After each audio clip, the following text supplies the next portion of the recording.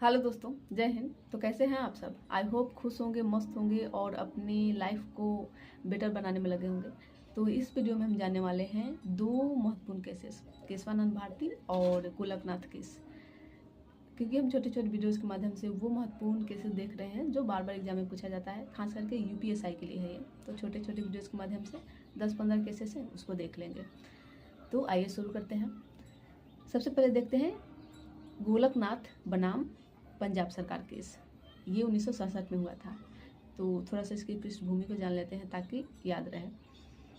गोलकनाथ एक पंजाब के किसान थे। तो सरकार भूमि अधिग्रहण कानून के तहत उनकी भूमि ले ली। तब वो सुप्रीम कोर्ट गए और क्योंकि अनुच्छेद 31 यानी कि संपत्ति का अधिकार कानूनी अधिकार नहीं, फंडामेंटल राइट्स था उस समय तक, तो वो सुप्रीम कोर्ट चले गए। और तब इस केस के तहत कई सवाल उठे, जिसमें सबसे महत्वपूर्ण सवाल था कि क्या संसद कोई अधिकार है कि वो फंडामेंटल राइट को बदल सकता है? क्या अनुच्छेद 13 संविधान संशोधन पर भी लागू होता है? यानी अनुच्छेद 13 कहता है कि कोई भी ऐसा कानून जो संविधान के अधिकार यानी मौलिक अधिकार को चेंजेस करे, बदलाव करे, वो अमान्य हो जाएगा। तो क्या संशोधन के तहत ये किया जा रहा है तो वो अमान्य नहीं होगा?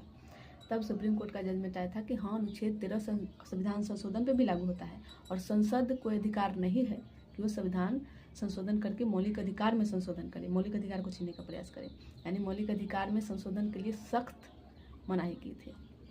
ठीक है, अब आते हैं दूसरा केस, केशवानंद भारती बनाम केरल राज्य केस। ये कुल 13 जजों की बेंच थी और सबसे महत्वपूर्ण फैसलों में से एक था।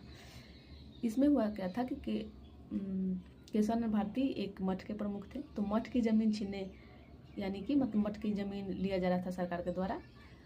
तो ये भी इन्होंने भी केस किया और इस केस में जो प्रश्न था कि क्या संसद को अधिकार है कि वो संविधान के किसी भी भाग में चेंजेस कर सकता है। तब जो सुप्रीम कोर्ट का जजमेंट था वो ये था कि चेंजेस तो कर सकता है पर मूल ढांचे को नहीं बदल सकता।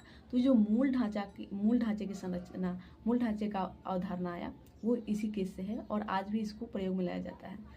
और इसी केस में कहा गया था कि प्रस्तावना भी संविधान का भाग है, पार्ट है और उसमें भी चेंजेस किया जा सकता है, बट मूल जो ढांचा है उसमें बदलाव नहीं किया जा सकता। मूल उसका क्या उद्देश्य है उसको नहीं बदला जा सकता।